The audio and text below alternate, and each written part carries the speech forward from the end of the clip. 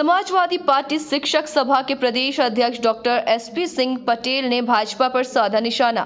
महंगाई और बेरोजगारी से जनता त्रस्त। मैनपुरी में समाजवादी पार्टी की प्रत्याशी सांसद डिंपल यादव को जिताने के लिए जनता हुई लामबंद।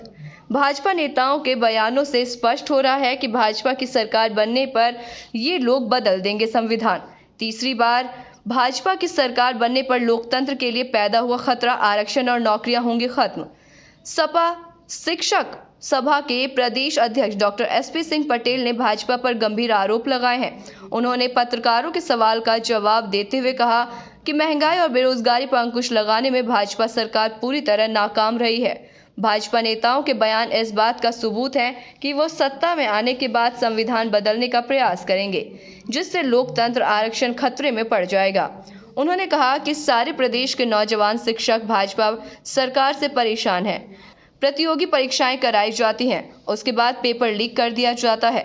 विदेश में, खासकर उत्तर प्रदेश में बेरोजगारी से नौजवान परेशान हैं। सैकड़ों नौजवानों ने नौकरी न मिलने के कारण आत्महत्या तक कर ली है। प्रदेश अध्यक्ष ने कहा, सपा ने हमेशा मजदूर, छात्र, नौजवानों और शिक्षकों की समस्याओं का हल करने की कोशिश की है। अगर सपा की सरकार केंद्र में आती है तो शिक्षकों की सारी समस्याएं एक झटके में हल कर दी जाएंगी।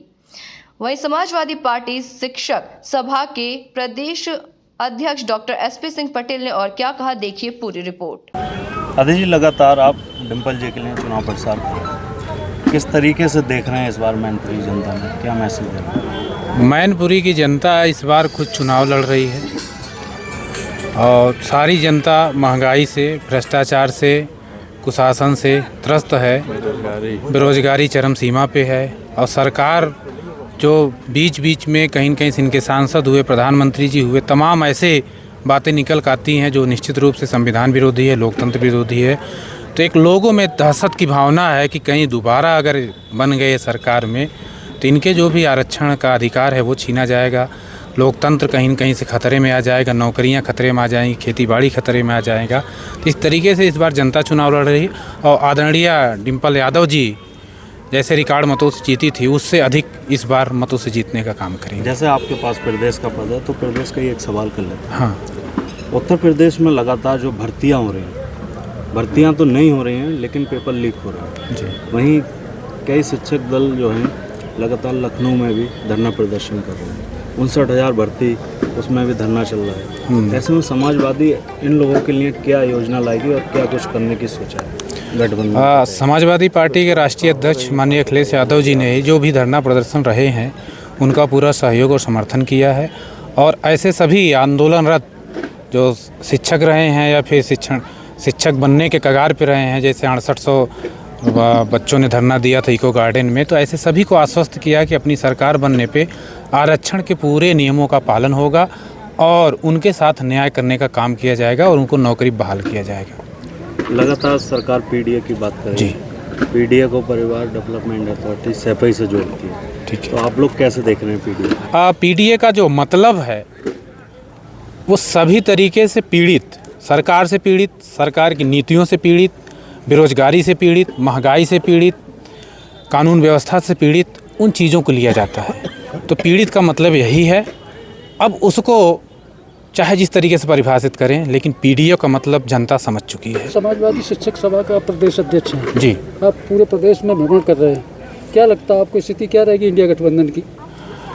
हम लोग पूरे प्रदेश से फीडबैक मिलता रहता है। जैसा मैनपुरी माहौल है लगभग वैसे पूरे प्रदेश में माहौल है। लोगों को बहुत बताने की ज़रूरत नहीं है। 10 साल में केंद्र सरकार के कार्यों को, नीति और नीयत को भली भांति जनता समझ चुकी है और अब इनको तिबारा मौका नहीं देना चाहती है। तो निश्चित रूप से इस बार उत्तर प्रदेश में समाजवादी पार्टी और अलायंस को, इंडिया गठबंधन को बहुत अधिक सीटें मिलेगी और निश्चित रूप से केंद्र सरकार परिवर्तित होगी। उस दिन अमित शाह आए थे, मुझे कह रहे थे 80 में से 85 सीटें जीतेंगे। अमित शाह 80 में 85 नहीं, अब इन लोगों के चाहे जैसा कहिए, इन लोगों को भी पता नहीं है। 46 में से 56 एसडीएम बना देते हैं। तो हम इन लोगों को बहुत तवज्जो नहीं देते हैं। 12वीं के बाद इंटर कराते हैं। तो ऐसे लोगों को नहीं, हम लोग जनता के बीच में जा रहे हैं। जनता बदलाव चाह रही है। जनता को क्या मैसेज देना चाहिए? मैं यही मैसेज देना चाह रहा हूँ कि जो गारंटी दे रहे हैं, पहले उनसे यह सवाल करें कि जो आपने वादे किए थे उस गारंटी को कितना आपने पूरा किया और आप 5 साल के लिए सरकार को बदलोगे। इस 5 वोट देने से पहले आप भली भांति देख लीजिए कि आपके सुख दुख में कौन शामिल होता है, आपके बीच में कौन रहता है, आपके गरीबी को कैसे दूर किया जा सकता है, बेरोजगारी कैसे दूर किया जा सकता है, महंगाई कैसे दूर किया जा सकता है। इन मुद्दों पर जो लड़ रहा है उसको वोट करें और निश्चित रूप से इंडिया गठबंधन सभी जनता के साथ है।